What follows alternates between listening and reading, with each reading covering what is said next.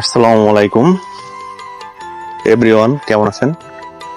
আজ আমরা জানাবো আপনাদের আশেপাশে অবহেলায় বেড়ে ওঠা খুব পরিচিত একটি ঔষধি গাছ সম্পর্কে। আপনার ভিডিওতে যে গাছটি দেখছেন সেটিকে সাধারণত বলা হয় সহদেবী গাছ। এই সহদেবী গাছ একটি বর্ষাজীবী আগাছা ও জাতীয় উদ্ভিদ। এটি মূলত সূর্যমুখী পরিবারের একটি সদস্য। গাছটির কাণ্ড বেশ সোজা হয়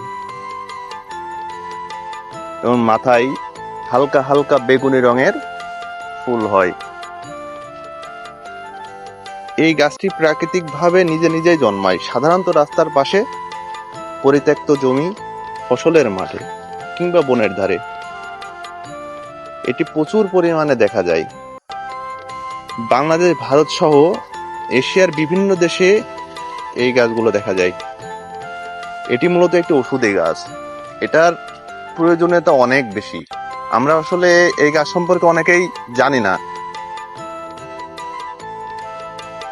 কিন্তু গ্রামের কিছু গ্রামীণ কবিরাজ আছে যারা এই গাছ দিয়ে ওষুধি চিকিৎসা করে থাকে।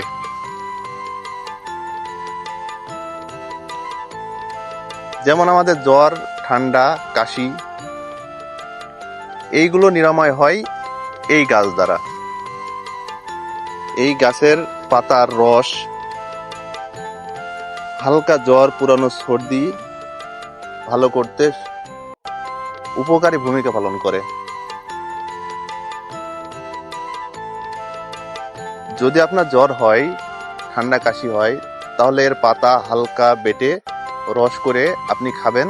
খাওয়ার পর দেখবেন আপনার জ্বর, ঠান্ডা, কাশি এটা ভালো হয়ে গেছে।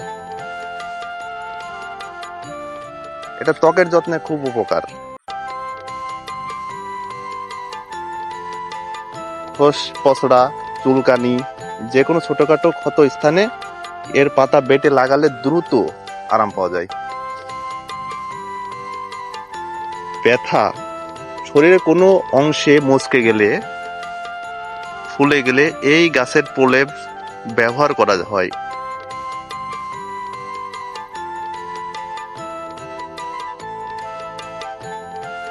প্রকৃতির বুকে লুকিয়ে আছে এমন হাজারো ওষুধ গুণ সম্পন্ন গাছ, যেগুলো আসলে আমরা কখনো জানি না, বুঝি না। আমাদের কিছু হলে আমরা ডাক্তারের কাছে ছুটে যাই, ওষুধ সেবন করি যার পার্শ্ব প্রতিক্রিয়া আছে, কিন্তু এটা প্রাকৃতিকভাবে এটা তৈরি, এটার কোনো পার্শ্ব প্রতিক্রিয়া নাই।